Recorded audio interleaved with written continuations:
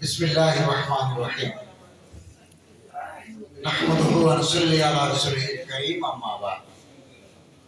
ওলামা পরিষদ উইকল্যান্ড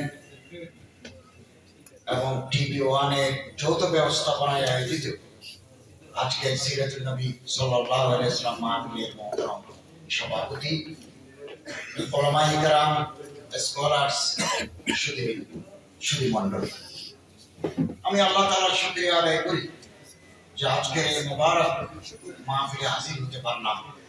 আল্লাহ তাআলা তৌফিক দিলেন, আলহামদুলিল্লাহ।